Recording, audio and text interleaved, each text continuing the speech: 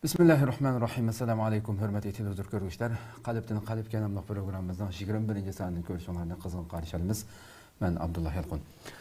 Qadirlik görürmələrimiz bu uluq ay kirgəndən bu yan hər günü şu saatdə huzurumuzda buluyatımız.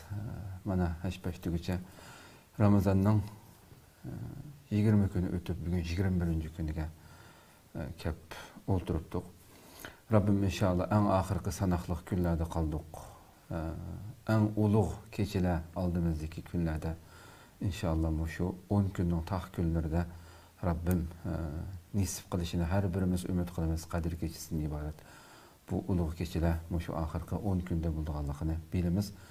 Rabbim əməllərimizi qəbul qılıb, ana şundaq baxtlik neticelerge erişken nurgun ecirlerge erişken müminlerden kalışını tövənçilik bilen sorayımız. Şundaqla bu Ramazan jarayonida qilingan barliq so'zlangan darslardan tegishlik hassimizni elib o'zimizning hayotiga o'zgarish qo'sha olgan bo'lsak, nima degan baxtlik biz. Tünügün biz e'lonimizda bergandek bugun to'xtalgan temamiz Payg'ambar tavsiyasi nomli tema to'xtalamiz. Bu belki köpünce Müslümanlığa ma'lum bo'lgan bir Resulullah'ın hadisini tutup kılgan asasda şu hadisinin etrafında paranlaşımız.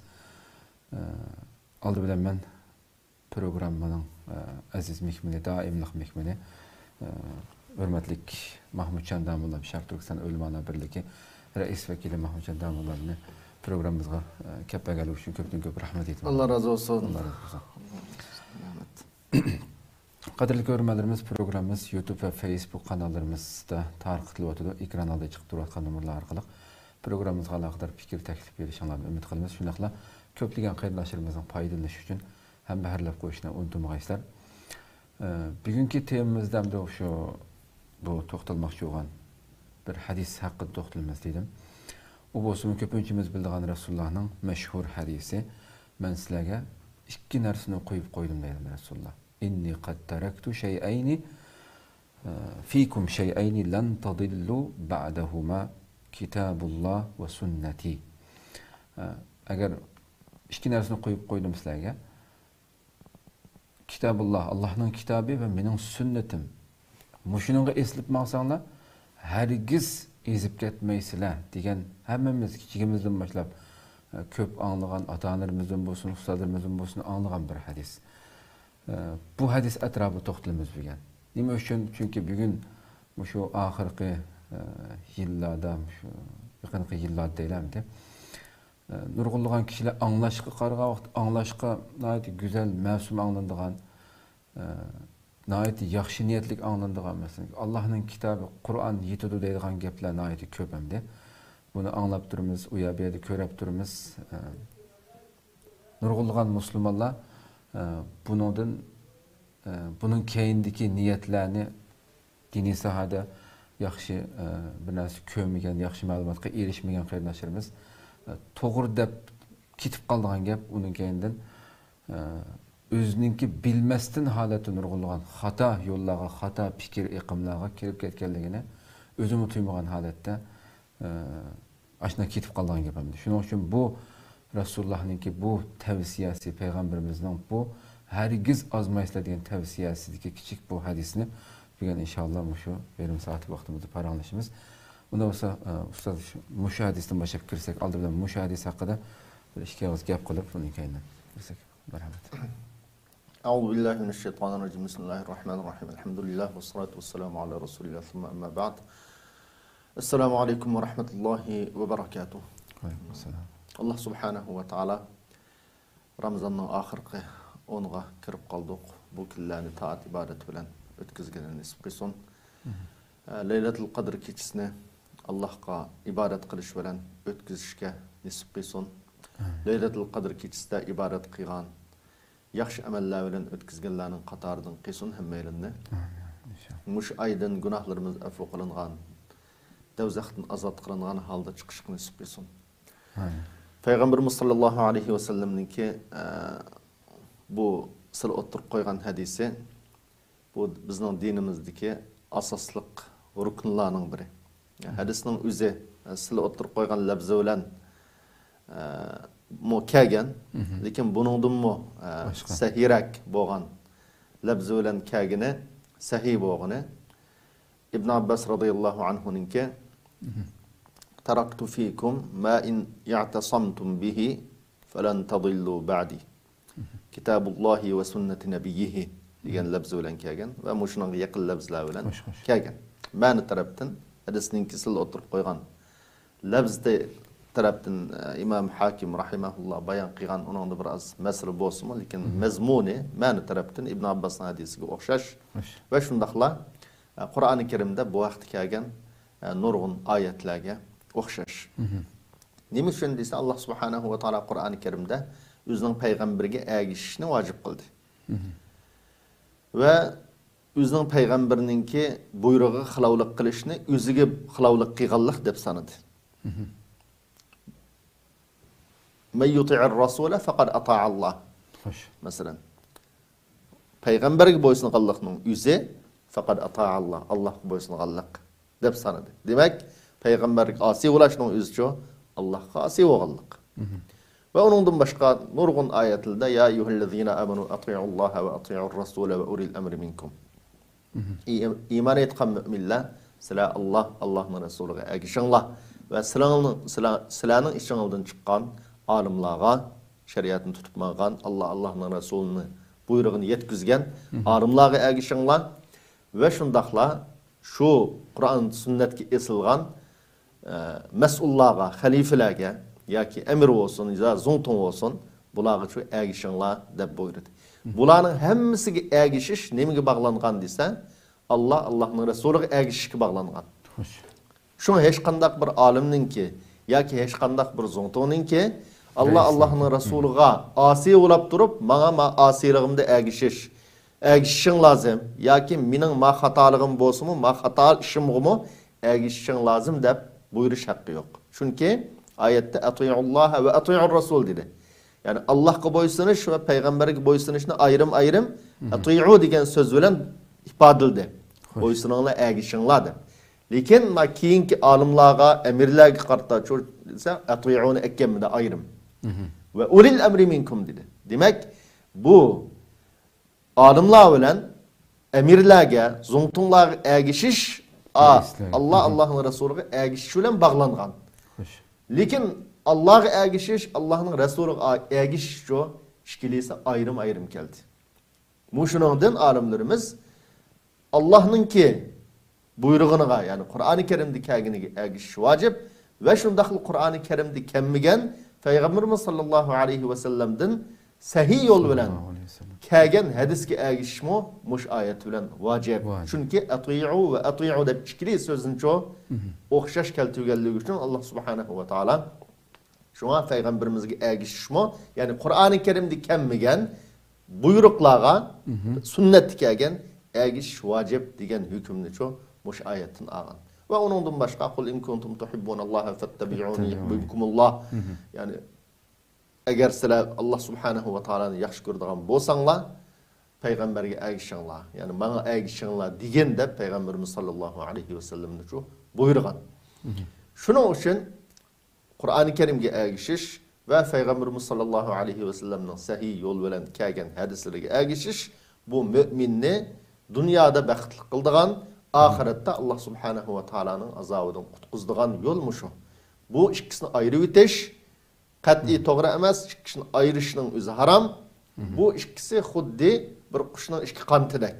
Bu din sağlam qepqelishi ve musulmonlar sağlam mushdinda mustahkam menish uchun ishkili tarafga shun esirish lozim.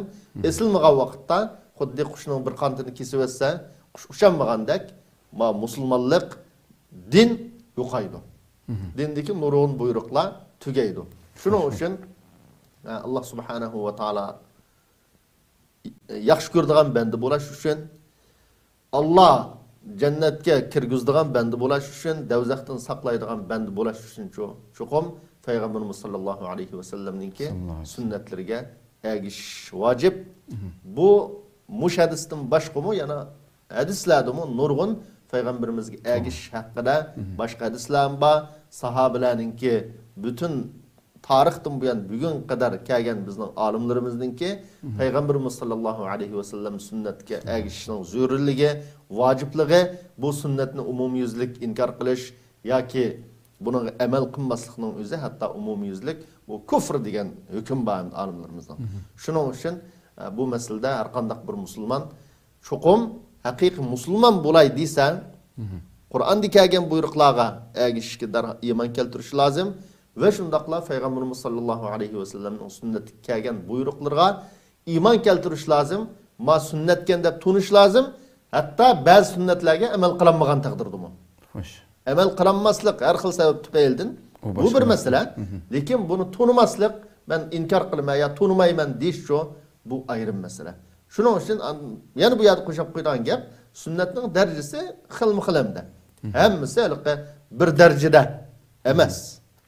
Hammasi bir darajada emas. Bu yerda ba'zi yerda sunnat degandan umum islom maqsad qilinib mi keldi? Ba'zi yerda sunnat degandan ma'lum bir amal maqsad qilib keldi. Islom maqsad qilingan yerda cho'qim buningga ergishish lozim. Ma'lum amallar maqsad qilingan sunnatlar va qiysa savob bo'ldigan, qilinmay qolsa gunoh bo'lmaydigan nurg'un masalalar bor. Lekin bu yerdagi muhim masala nima desa, payg'ambarimizning sunnatini yaxshi ko'rish, ergishishga iroda bog'lash, ergishiman degan umid cho Allah subhanahu va taoladan ergishishni talab qilish. Payg'ambarimizning sunnatiga ergishishga Allohning muvaffaq qilishini umid qilish, talab qilish bu musulmonning ishi. Xo'sh. Ko'p rahmat. Anmush Rasulullahning ma'sumligi haqida, ya'ni Allah tarafidan jinoyatlardan qo'g'dalganligi haqida bir ishga gap qilsak. Chunki biz uning barliq mayli so'zlari bo'lsin, buyurganlari bo'lsin, o'zi qilgan ishlari bo'lsin, bizni shu xatolashmaydigan Allah tarafidan bizning barliq ishlarimizga yo'l ko'rsatuvchi deb ergishimiz musulmonlar.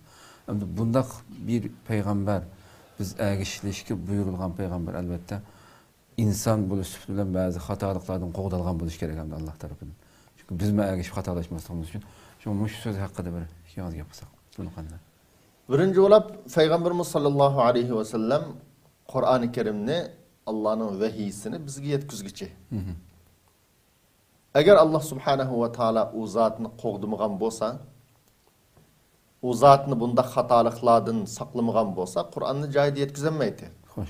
Şu Kur'an-ı Kerim'de sen oqri'uke fela tensa deydi. Yani Kur'an-ı Kerim'ni biz sana okutup koyumuz, ülgütümüz, sen bunu kat'i unutmaysan. Resulullah'ın Allah'ın vehiyisini kat'i unutup kalmaydıganlığını bu ayeti şu bayan kıldı. Yukarıda degendek 100. ayette Kur'an-ı Kerim'de Allah subhanahu ve taala özünün peygamberine ergişki buyurdu, ergişini vacip kıldı. Eğer o peygamber hatalıktan hali olmasa, Allah o peygamberini saklamasa, bu ergişki buyurgan bilen tabi halde bir yerde zıtlık gelip çıkıyordu. Ergişki buyurun, Allah ergişki buyurgay peygamberine, onun dinkin hatalıktan saklamagay. Bu çok elbette mümkün emez. Peygamberimiz tabi halde vahiy kılıngan, yani Allah taraftan kelgen vahiyini yetkizişte kat'i hatalaşmaydı. Kat'i hatalaşmaydı. Kur'an-ı Kerim'de وَمَا يَنْطِقُ عَنِ الْهَوَا اِنْ هُوَ اِلَّا وَحْيُ يُوحَى. Yani bu havai hevesine ergişip, könlüne ergişip, ya yüzünün halıqını boyunca gap qılmaydı. Hemmi gipço vahiy dedi. Sözlegen sözü vahiy dedi. Onda boğandan keyin bu yerda muş ayetimni nima chiqdi desa, Peygamberimiz sallallohu alayhi ve sellem'nin qat'i vahiyni yetkizishda xatolashmaydiganligi, ig'izdan chiqayotgan so'zning vahiy ekanligi. Bu yerda ondan bir masala kelib chiqdi. Kur'an-ı Kerim'de mesela abasa ve tevella en ca'ahul a'ma ya eyyuhen nebiyyü lima tuharrimu ma ahallallahu lek mesela muşunundaki afallahu anke lima azinta lahum mesela bir neçe ayetler geldi. Bu ayetlerini düşünmeyen kişiler çoğu ise ve mana Peygamber Allah subhanahu ve taala müşahede Peygamberimiz sallallahu aleyhi ve sellem'ni biraz eyipli o ya, kaid o. Dep Resulullah'ın ki masum emesliğe muş ayetlerini dalil qilgan, burundan tatib bir qism mu'tazillardan, o'shunday odamlar, shu azg'un firqalardan bu odamlar bor. Nima uchun Alloh subhanahu va taolo bu oyatlarda payg'ambarimizga koydi desa, bu yerda payg'ambarimizning inson ekanligini bayon qilib qo'yash bu oyat orqali. Eng birinchi Allohning hikmati. Bu yerda agar hamma gipi %100 to'g'ri, masalan, Alloh subhanahu va taolo hech qanday yerda koymagan bo'lsa, Qur'oni Karim bilan payg'ambarimizning qilgan so'zining oralig'ida nim farq bo'lsin? Yani qat'iy farq yo'q. Tushunish.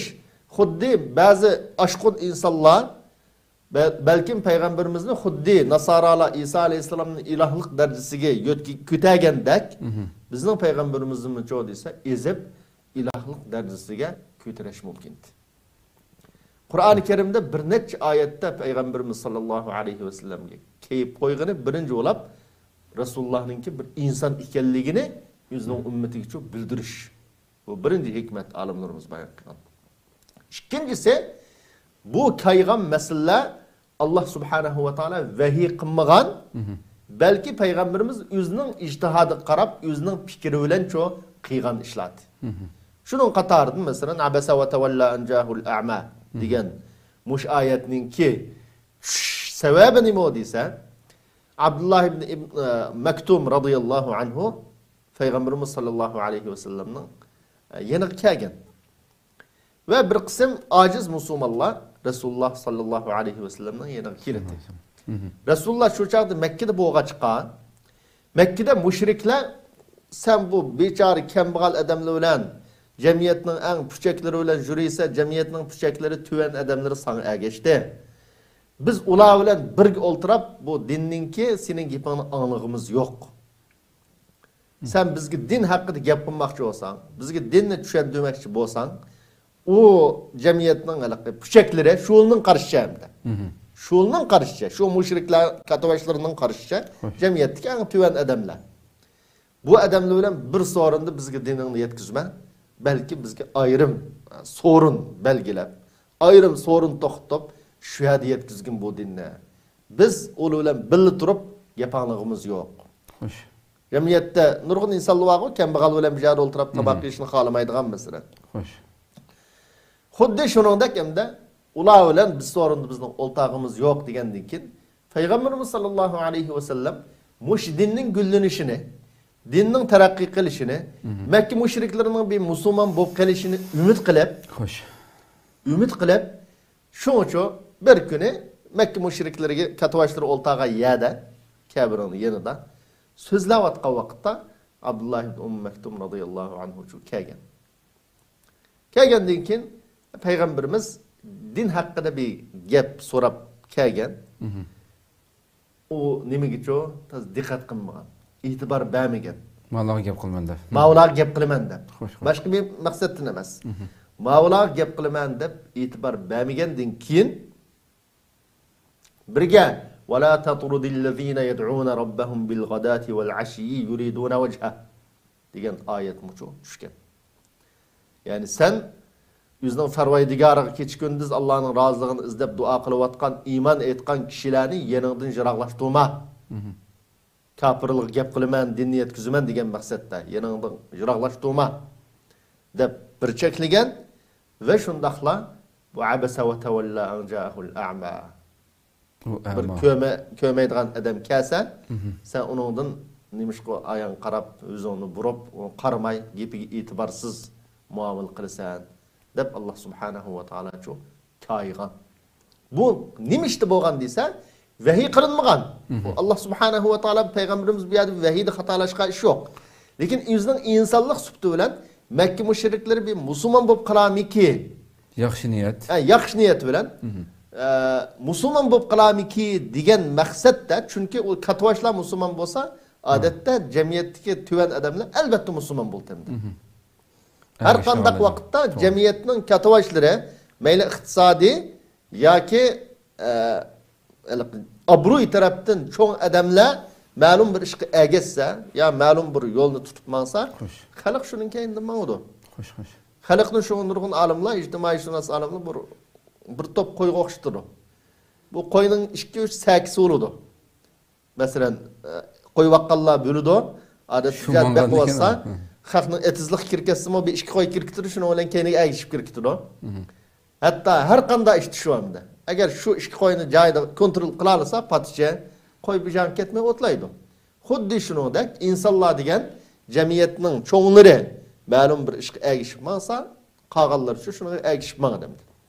Payg'ambarimizning maqsadi bu yerda nima edi desa, shu jamiyatning katavashlari musulmon bo'lib qolsa, bularning gapiga ma'qul degan asosda men da'vat qilsam, islomni tushundirsam, musulmon bo'lib qolsa, shundan keyin islom mush Makkada bir umumlashib ketadi degan maqsadda vahiy qilinmagan bir masala bo'lg'achqa bu qilgan. Lekin Alloh subhanahu va taolo o'zining payg'ambarini-cho ma'ishni qilibdi deb bo'ldi qilgan emas. Din mushundaq din. Mushunchik zil. Mushunda inchga yani. Mushunchilik ishticho desa, o'zining payg'ambari bo'lsa-mu, eng yaxshi ko'radigan bandasi bo'lsa-mu, payg'ambarlarning kattasi bo'lsa-mu-cho, Şa'basa ve tevalla cahul a'ma degan oyatni tushirgan. Ya ayyuhan nabiyyu lima tuharrimu ma ahallallohu lak deganmi? Ayollarning sababini tushgan oyat hamda. Ayollar ma'lum ishga ittifoqlashib olib, o'chi-bo'chi degandan keyin payg'ambarimiz-cho o'ziga Alloh halol qilgan narsani harom bo'ldi, ish yemayman, buni ishmayman degandan keyin oyat tushgan. Ummu-cho desa, shu vahiy emas, o'zi ijtihod qilgan masalada. Şu adette dinimizde her qanday vaqtda Peygamberimiz sallallahu aleyhi ve sellem gap qilsa sahabelar, mesela Badr urushidan bo'lgan ma'lum bir yerga tushgan vaqtda amanzirun anzarakallah amil harbu wal khadi'a, yani sahabelar ise biz tushgan o'rin Allah seni vahiy qilib sana müşagi askarni müşagi o'rinlashtirdi degan yamu ma'vo yoki bu bir urushma, urush taktikasimi degan vaqtda bu urush taktikasi desa ya bu yerga tushsak bo'lmaydi, ayak borayli. Sahabelar shuni so'raydi. Bu vahiymi ma degan gapingiz ya Rasululloh yoki bu maslahatmi? To'g'ri. deb so'rasa, har qanday vaqtda vahiy desa, sahabilcho desa, hammasi biz oldik, bo'ysundik deydi. Agar bu maslahat desa-cho, u chaqda o'zining fikrini berib, payg'ambarimiz sallallohu alayhi va sallam yoki fikriga qarab, masalan, Uhud urushiga chiqish masalasi, nurg'un masalalarda fikr so'rgan sahabalardan bu asosda shu harakat qildi. Shuning uchun bu ikki masalani ayirish lozim. To'g'ri. Ya'ni birga Allohning vahiyisini yetkazishda payg'ambarimiz ma'sum, qat'iy xatolashgan emas. Qur'oni Karimda Alloh qanday vahiy qilgan bo'lsa, shu bo'yicha yetkazgan. Vahiy qilinmagan masalalarda, nayt jiq masalada, nayt to'g'ri hüküm çıkargan, doğru yol gösterip, doğru yol mangan. Azgını meselelerde, kol bilen sanıqlı olgan meselelerde, Peygamberimiz özünün ictihat qilish arqılıp, bu ictihatta texim doğru yol bulanmagan. Bu vakitte Allah subhanahu wa ta'ala boldu qılmay, özünün Peygamberinin derhal vahiy arqılıp tüzetken. Bunundan, bu yerda birge yuqorida degandek, Peygamberimizin insonligini isbotlash bo'lsa, yana birga dinni yetkazishga qat'iylikda mujamala nima yo'q hamda. Dinni ummatga sog'lom yetkazishda hech qanday buni yushirib qoldigan bir ish yo'q. Bu payg'ambarimizning agar payg'ambarimiz ma'sum bo'lmagan bo'lsa, xatolikdan xoli bo'lmagan bo'lsa, oyatni yetkazmaydi ayni. To'g'ri. Nima qabasa va tavallani yetkazdi? Ya ayyuhan nabiyyu lima tuhar, yani o'zini Allohning qayig'in oyatini yetkazganligining o'zimi Rasulullohning vahiyiga yetkazishda ne kadar emin ekanligining dalili. Xo'sh, to'g'ri. Ko'pdan ko'p rahmat. Amiyatda mushumamda oshunchilik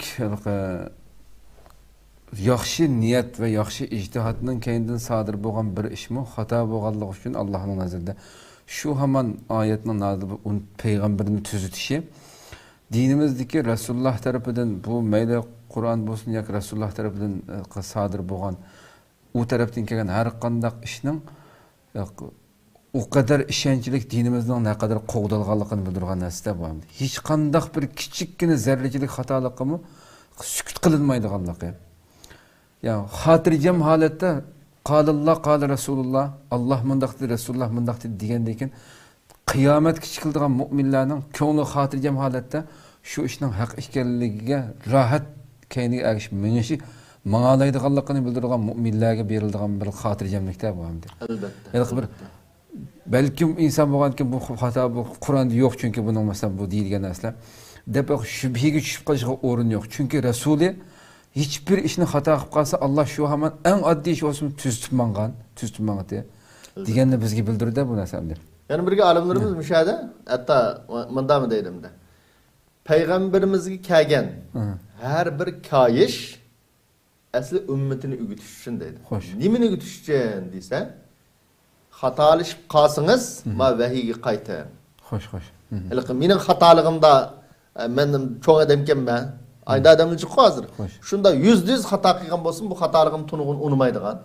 Belki bu hatalığını aklaşıktırışırgan adamlar yamancık hayatımızda. Doğru. Lekin Peygamberim Allah Subhanahu ve Taala'nın şu peygamberi hatalaşkan vakitte ya ki evla ebzelinin taturisine yani onun eksini kıp kalgan vakitte Allah'ınki derhal tüzüş belgeli ki ümmetiga çok ügütüş madinne. Siz hatalığınızda kat'i çıntırı olmang. Hatalıqni qilib qolsangiz darhol yenang deb ummatga xitob qilish bu debmi bayon qildi olimlarimiz. To'g'ri dedi. Haqiqatan ham hatto aniqim deydi-ku ulamolar masalan shu hozir kallam avtomatik ketib qoldim. Ha, endi kirganday bo'ldi. Tuyuqsizlik ketib qoldi. Ammo shu Allah'ın kitabı ve Resulullah'ın sünneti her insanla biz Müslüman buluşumuzdan hayatımızdan mizani, bizden kanunumuz deyimiz. Hem müşahedesi mi şu kitabullah, Allah'ın kitabı ve sünneti, benim sünnetim diye. Şu sözünü biraz açıkan olsak.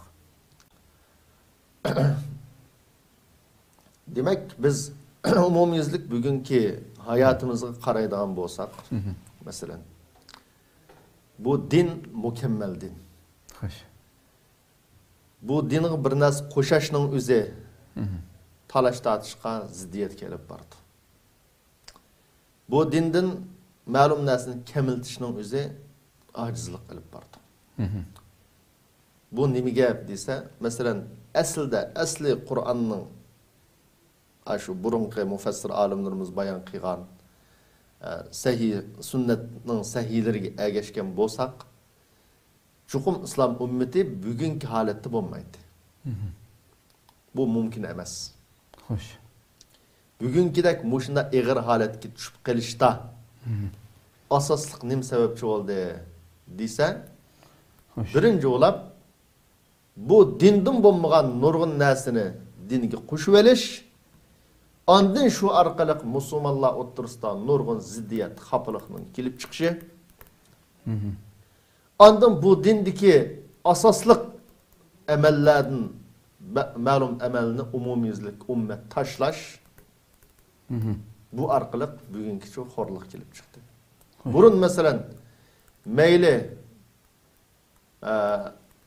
sahabeler davri bo'lsin, uningdan keyin bo'lsin, ya'ni islom gullangan vaqtda İslam ümmeti hech narsadan qo'rqmagan vaqtda islom gullangan. Diniga chin eslash shuning bilan birga o'zining dushmanlariga jonliq qarshi turgan. Jenini malni tikib bu dinni va din bilan qo'shab tabiiy holda o'zining vatani, davlatlarini qo'rqdigan vaqtda islom ummati gullangan. Qachoniki hadisda kelgandek her qanday hadis peygamberimiz her qanday bir ummet mesela cihatni tashlasa bular xor bo'ladi degan. Xorliq qiladi degan. Xo'sh. Mushu mayli bizning vatanimizdan mesela nurg'un islom zaminlarininki tajovuzchilar tarafidan ishg'ol qilinib olishi asosli qachon kelib chiqdi desa, haqiqiy qurbon berib, jon berib, mol berib zaminni qo'g'dash ruhi acizliğe vakitte. İçki ziddiyetler köpeyge vakitte müşahalet gelip çıktı. Hoş.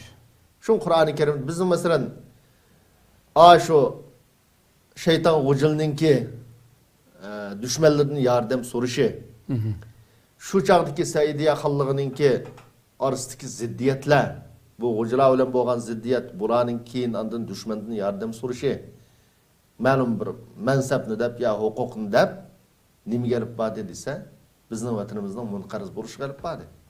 Xo'sh. Qalmoqlarning, keyin Xitoylarning kelib bu vatanni besishi kelib badi. Nima kelib badi desa, Qur'oni Karimda "Va la tanaza'u fatafshalu va tazhaba rihukum wasbiru innalloha ma'as sabirin." Sizlar talash tartish qilmanglar. Talash tartish qilsanglar, sizlarning kuchinglar yo'qaydi. Davlatinglar ketib qoldi. Davlatinglar ketib qoladi. Dedi. Mushu besvelingan O'rta Osiyo zemin, O'rta Osiyoning tarixini o'qiyli. Bizning tariximizni o'qiyli. O'qisak Rusning mushalini besvelishi, Xitoyning hammasi asosiy sababi talash tartish. Aşağıdaki xalqning o'zaro talash tartishlari. Qashqarda bir emir bo'lgan, mesela Toshkentda bir emir bo'lgan, Farg'onada bir emir bo'lgan. Shuning bilan bu emirlar biz bilan talash tartish qilgan. Kuchli davlatlar o yerdan yo'qgandan keyin. Ondan hatto ba'zisi xuddi g'o'jilar, appa g'o'jilar bizning vatanda avulni chaqirib kelgan bo'lsa, bu O'rta Osiyoda yuz beribdi ekan. Shu chaqdagi emirlarning ba'zisi Rus'tan yardım taraf qilib, o'zininki qarindoshi qarta. Ruslarning aşağı kelishigim shu sababchi bo'lganlar bor ekan. Mush hammasi nereden kelib chiqdi desa, mush dinninki umumiy Qur'onga esiring. Inna hazihi ummatukum ummatan wahida. Sizlar bir ummat. Müminlar biz bilan qarindosh. Ve aslihu zata baynikum o'zang munosabatini yaxshi saqlanglar o'zaro. Qarindoshligingni qo'g'danglar degan buyruqlar. Talash tartish qilmanglar, talash tartish qilsanglar kuchinglar yo'qaydi, mag'lub bo'lasizlar, dushmanlar egallaydi degan mush buyruqlarga amal qilmaslik. Birlik, barobarlik musulmonlar o'rtasidagi bularning buzilishi, huquq talashish. Mush ishlar islom ummatida ko'paygandan keyin buning ko'payishi bilan birga tabiiy holda bu yerda sog'lom jihad qolmaydi. Xo'sh. Her ikki emir biz bilan urushib, masalan, bu keyin Saljuqlar davrida bo'ldi bu ish, Qaraqallar davridan bo'ldi. Bizning O'rta Osiyoga munosabatli masalalarda emirlarning, xalif podshoning bolalarining biz bilan urushlari bo'ldi, akuklarning urushlari bo'ldi. Mushular nima kelib badi desa, bu ikkilisi balkim o'zining nimasida biz jihad qildik deb o'zining askarlarini ayda qiziqtirishi mumkin. Hozir qadar ajna qildi. Nurg'un podsholar masalan, ma'lum biz bilan urushdimi islom dunyosida, voy jihad u bu degan so'zni ishiltirdi. Bu yerda bu ikki mujohid birisi bilan urushsa Alloh buni yordam beramdi. Albatta bunda xato urush tugamaydigan urush bu. Ikkilisining yo'qishi bilan tugaydi. İslam ummatining cho'kishi bilan tugaydi. Bu tugamaydi. Qachon Alloh yordam berdi desa, batil bilan haq o'ttiristik urushda. Ondan Alloh haq taraf turdi, haqqa yordam berdi. Agar ikkili adam, ikkili guruh xato yo'lda turib biz bilan urushcho, Alloh cho'qim uning yordam bermaydi. Yordam bermaydi. Shuning uchun biz umumiyizlik Qur'onning ruhi, Peygamberimiz sallallahu aleyhi ve sellem'nin ko'rsatmalariga qaytmasak, bo'libmi o'zaro munosabatda, bo'libmi o'zaro hamkorlikda, o'zaro birlikda turib dushman qarshi turishda g'albini qo'lga keltirgani bo'lmaydi. Biz yaqinqi va yiroq tariximizga qaraylik. Bizning masalan milodiya 751-yili Xitoy ketgandan boshlab, uningdan xali keyin bizning xalqimiz umumiylik musulmon bo'ldi masalan. Shu vaqt O'rta Osiyoda, lekin islom bor vaqtlar 1000 yil biz Xitoyningki tajovuzchiligidan qutulib yashadik. 1000 yil bu yoqqa Xitoy oldini qilolmadi. Xo'sh. Nima uchun gullanganlik uchun shu zamonlarda. Keyin ashunda barbara ojizlab u O'rta Osiyo bizning vatan munosabatlari bo'linib, har xil ushaq davlatlar qurilib, ondan bu davlatlar ishidagi ma'lum xoinlarning, munofiqlarning o'zining dushmanlari, vatanning dushmani, xalqining dushmanidan yordam so'rashi o'zining qarindoshlari qarshi. Oxirisi nima kelib qoldi desa, bugungi echinishlik ahvolga kelib qoldi. Elib keldi. Shuning uchun Qur'onning ruhiga, hadisning ruhiga qaytish nimada bo'ladi desa, biz qachon gullanimiz deydi ekanmiz, zolimdan qutulimiz deydi ekanmiz, Zeminimizni o'zimizning qo'liga elishimiz lozim deydigan irodamiz bo'ldi ekan, cho'qim Qur'onning innamal mu'minuna ihva fa aslihu zata baynikum. Mushu sizlar qarindosh mu'minlar degan oyatlari. Birsi birsin bilan urushmanglar, talash tortish qilmanglar, mag'lub bo'lsizlar, kuchinglar ketib qoladi degan oyatlar. Payg'ambarimiz sollallohu alayhi va sallamninki bu birlikninki zürürligi, bu ziddiyetninki, talash tortishninki oqibatining ne kadar xatarlik, ziyonlik ekanligini ko'rsatgan yo'l yo'riqlari mushraga qaytmay turib bizning g'alaba qilishimiz tas. Shuning uchun mush hadisni haqida bugun to'xtalyapmiz. Umumiy xalqimizdan islom axloqi bilan axloqlanish, islomning ko'rsatmalari bilan ko'rsatma hayotimizni to'g'rilash, o'zimizning o'zaro munosabatimizda islom bizningki birdan bir munosabatimizni go'zal, yaxshi elib berishdagi o'lcham bo'lishi, bu bizni bu zabullikdan, bu xo'rlikdan qutqizadigan yo'l mushu. Ko'p rahmat. Vaqtimiz tugab ketganda albatta bu gaplardan, yuqoridagi so'zlangan hadislardan dinimizga hech qanday narsani qo'shqil yoki chiqarib bo'lmaydiganligini tushungili bo'ldik. Buni takrorlab o'tamasak, oxirida 1 minutlik gap bilan shu Qur'on bizga kifoya teguvchilarning to'g'ri yo'ldimi? Buni 1 minut yetmaydi. Bir 5 minut basla. Ma chunki muhim gap ma'vo. Xo'sh. Muhim gap.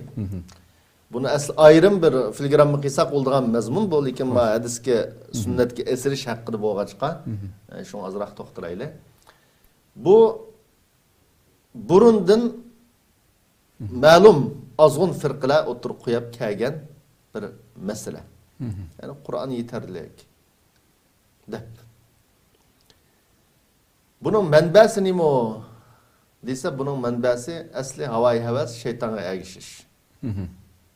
Biz yuqorida dedik. 100-nji oyatda Allah o'zining payg'ambariga ergishishga buyurdi. Bu payg'ambarning umumiylik so'zlarining vahiy ekanligini bayon qildi. Vahiy ekanligini. Bu payg'ambarning vahiyni yetkazishda qat'iy unutib qolmaydiganligini bayon qildi Qur'oni Karimda. Xo'sh. Mushundaq da'vatsa, ondan bu payg'ambarga ergishish Allohga ergashganlik. Men yuti'ir rasula faqad ata'a Allah. Ve men yuti'ir rasula faqad ata'a Allah. Yani peygamberge ergişishni Allah'a ergishish davatsa Qur'oni Karimda. Qandaq bo'lib bir inson chiqib, "Ay Qur'on bizga yetarlik" deydi. Desa, payg'ambarimiz bularni bayon qilgan aslida. Bizning hadislar. Ey ummatim, hadisning mazmununda vaqt munosabati bilan. Shundaq bir odamlar keldi deydi keyin. Bu da o'ltirib o'rindig'ida, yastuqqa hilinib o'ltirib, "Alaykum bi kitabillah." Musulmonlar gap qilib, Qur'onga eslanchi. Qur'on halol qilganni halol deymiz. Qur'on harom qilganni harom deymiz. Onundan boshqa narsa bilan-chi bizning karimiz yo'q. Deydi deb bo'lib payg'ambarimiz. Bilib qo'yinglar. Men harom qilgan narsa Qur'on harom qilgan o'xshash. Men halol qilgan narsa Qur'on halol qilganga o'xshash degan. Ya'ni bunday kishilardan payg'ambarimiz sollallohu alayhi va sallam ogohlantirgan. Biz ularga deymizki, birinchi bo'lib agar Qur'on bilan esirimiz desa, o'zini men musulmon desa, ashadamlar shu odamlar o'lib ketsa, jinozamizni qanday o'qiymiz deganning javobini Qur'ondan topolmaydi. Chunki Qur'onda yo'q. Jinozamizni sizlar ma shaklda o'qinglar deb yo'q. Xo'sh. Namoz o'qing deb bor Qur'onda, aqimus solat deb bor. Namoz o'qing deb.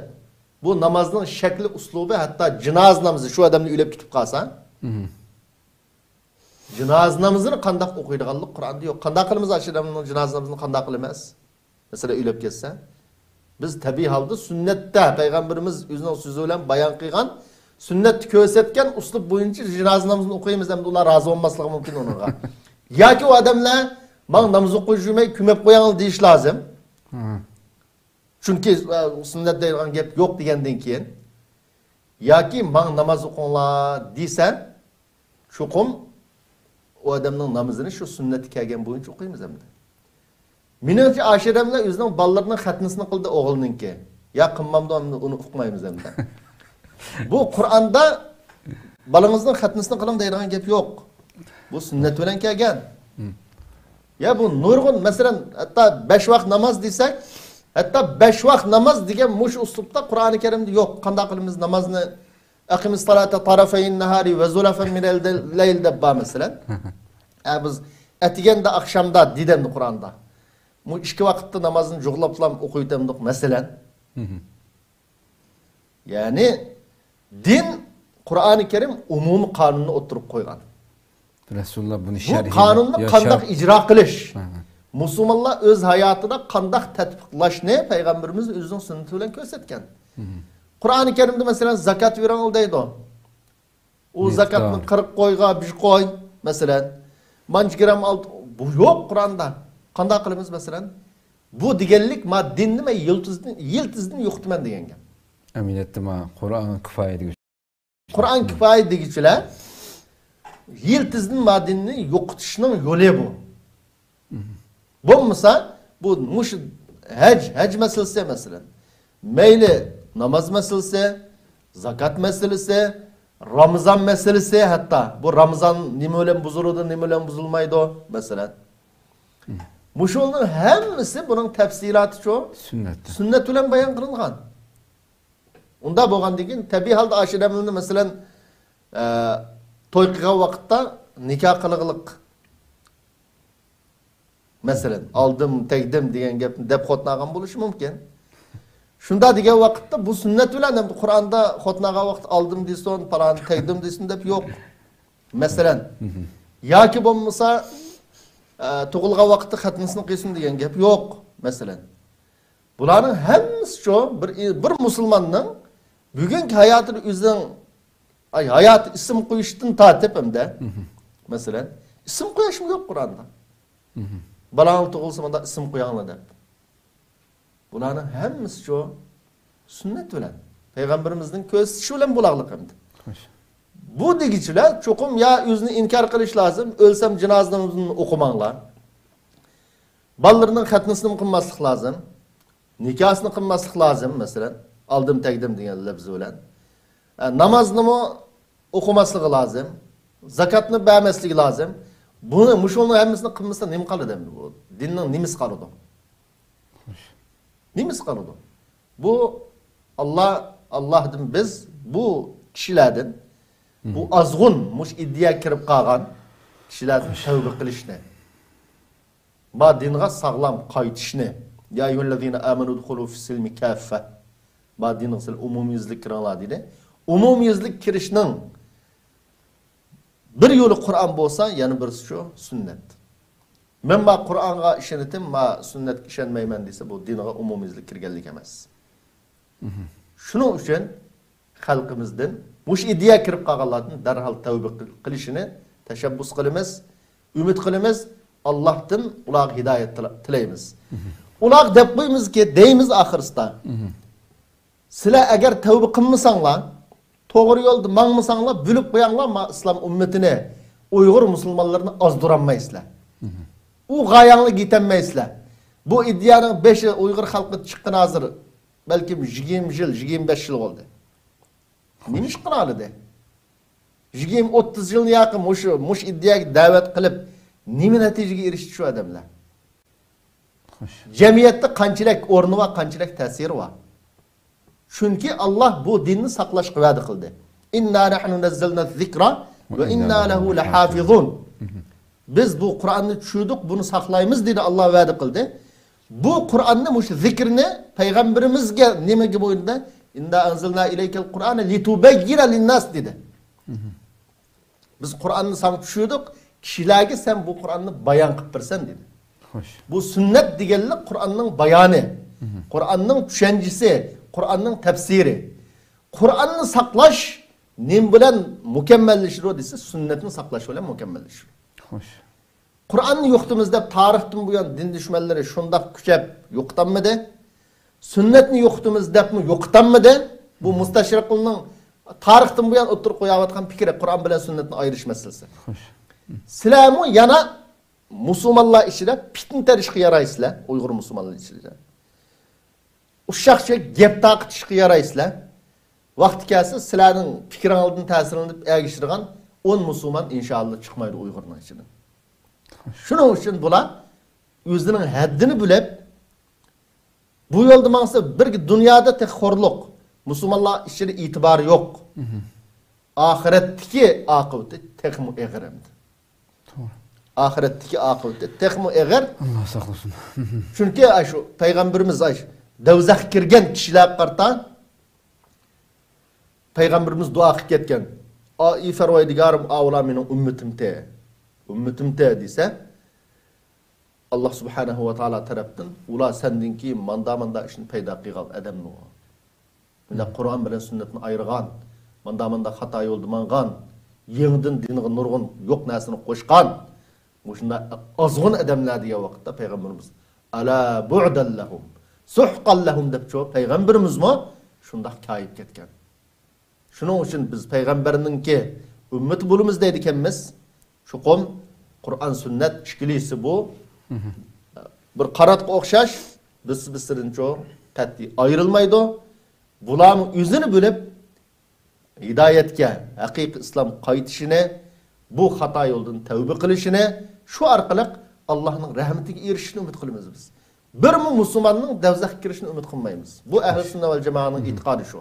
Har qanday musulmonninki chuqum davzax kirishidan Allohning saqlashini umid qilamiz, jannat kirishni orzu qilamiz.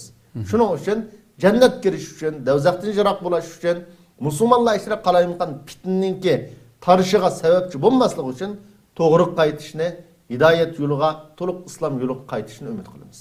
Ko'pdan ko'p rahmat, Alloh razı olsun. Abi tuyuqsiz isimden zihnimden chiqib ketgan narsa shu hatta Rasulullahning so'zlari, buyruqlari, qilganlardan boshqa hatta Rasulullah bir sorunda bir ish yoki qilingan bo'lsa yoki so'zlangan bo'lsa, Rasulimiz shuni sukut qilib ya to'g'ri ya xato deb cheklamay qilgan bo'lsa, aytishning dinimizda to'g'ri bir ish ekanligi, chunki Rasulullahning huzurida hech bir xatolikqa sukut qilinmaydiganligi Allohning payg'ambarimi.